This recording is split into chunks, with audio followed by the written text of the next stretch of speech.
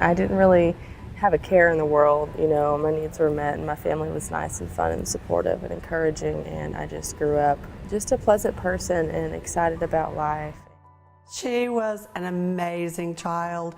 She was a perfectionist at a very young age. I was proud that she not only had the beauty, she had the brains and the talent, so I was just proud of her.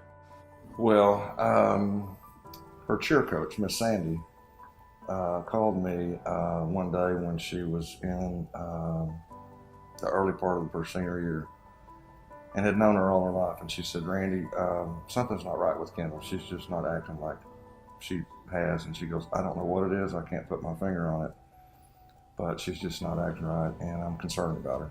I think I really started using drugs when I was like 16, like 15, 16 years old. It wasn't as bad then. My addiction really progressed when I was 17. It plummeted, actually. She cheered every year, she danced every year, and she started losing that excitement for it. And she started not wanting to do it. And I just started noticing her behavioral patterns. And she was snippy, and she just was not herself. And I think 11th grade is when I started noticing a change in her. I didn't know what I was doing was wrong.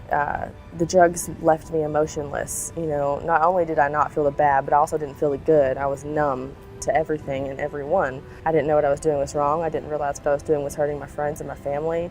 I had no idea what I was doing was going to lead me to prison. I just thought, you know, that I would always get out of everything because I always had gotten out of everything, you know. Sleepless nights, a lot of times when I was scared to answer the door, afraid it was going to be a policeman saying, I need you to come identify your daughter's body. But I was not willing to let that happen because I loved her so much. I caught my first felony case a few months after that and ended up getting released from jail on a bond and awaiting my trial. Well, in that time, my addiction plummeted even further, you know.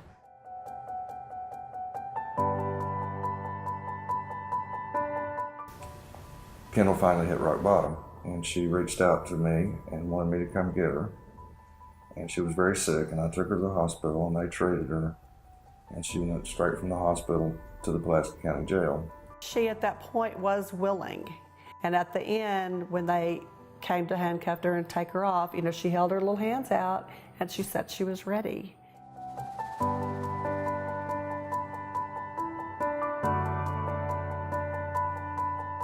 I firmly believe that whenever you decide in your heart that there's time for a change and you genuinely want to do something different for yourself, that God will open doors for you to use different resources in order to make those changes become a reality for yourself.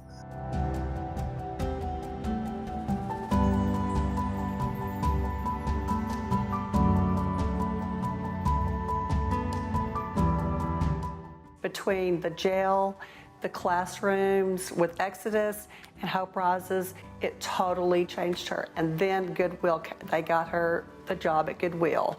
And all of those things together completely, we saw our daughter again.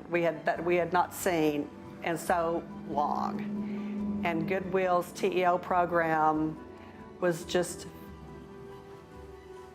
a godsend to us. Brian came up to me and Rick when she graduated from the TEO program, and he told me, he said, you know, we've seen an amazing change in her, and she's really sharp. She has the ability to help people. She wants to help people. And he said, this is what we need in our organization. We're going to give her a full-time job in the marketing department.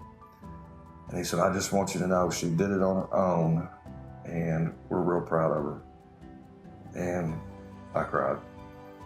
Kendal has, through her transition, has continued to blossom with us. She has been able to